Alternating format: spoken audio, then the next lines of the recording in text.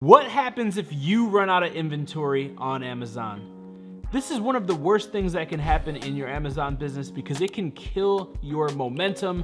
But sometimes it is better to run out of inventory than to have too much inventory that you cannot sell. Let me explain. One of the biggest mistakes that people make is they order too much inventory or they don't do enough research when it comes to launching a product, and they get stuck with tons of complacent inventory. So what you want to do is you want to first and foremost make sure that you're doing the proper amount of due diligence before you launch this product. And then when it comes to launching this product, you want to make sure that you're launching the sweet spot, which is not too much or not too little product. Again, we talk about that during the micro launch strategy in reference to how to find what you should launch, how much you should launch, so on and so forth. But let's say that you've already did the launch, you have a successful product, you've been selling this product, and something happens and you see yourself about to run out of inventory.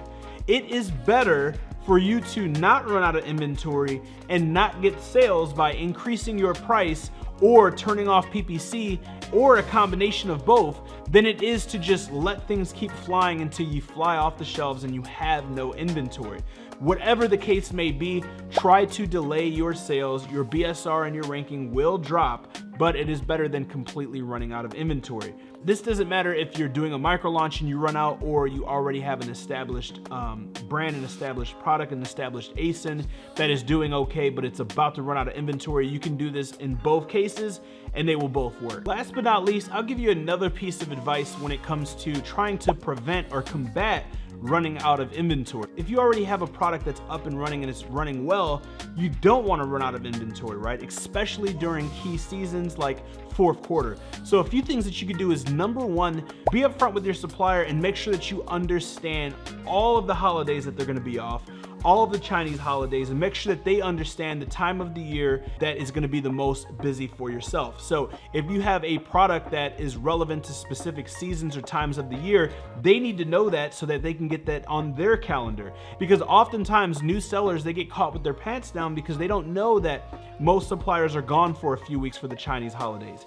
And this is when business is booming. This is literally when Amazon has the most amount of traffic and the most amount of sales are going to come through your Amazon business. So you want to make sure that you definitely don't run out of inventory, because this is when you can literally drive keyword ranking, drive sales, and drive overall revenue as well as business growth.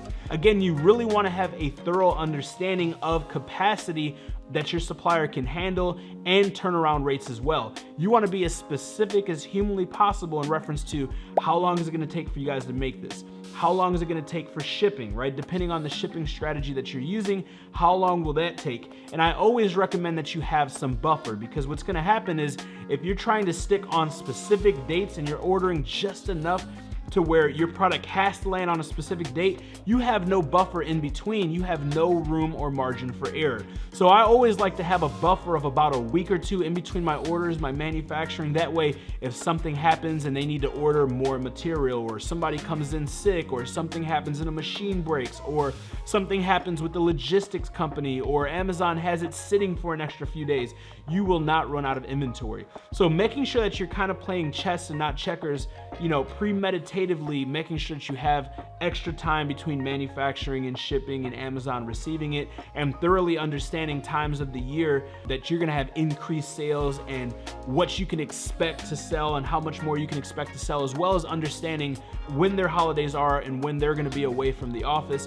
are a few different things that you can do to make sure that you do not run out of inventory. Again, if you see yourself running out of inventory, sometimes it's inevitable, and it does happen. It's happened to the best of us, including myself. Make sure that you use that strategy, cut off your PPC or lower the bids. That way you don't pause the entire account and the algorithm mess up. Also, make sure that you increase your price incrementally. That way the sales slow down or even stop, because that is better than you running 100% out and having that error message and then the algorithm triggering that you now have no inventory. Hope this helps. If you got value from this video, smash that like button. That way the algorithm knows that we're actually offering some value to the marketplace. Thanks for watching the video. If you haven't yet, smash that subscription button, and next to that, hit that notification bell. That way you're notified every single week when we drop new videos. And by the way, if you're interested in working personally with me and my team, or making an investment in an Amazon business built, ran, and managed by our team, head over to AMZ Together right now, and I'll see you guys on the other side.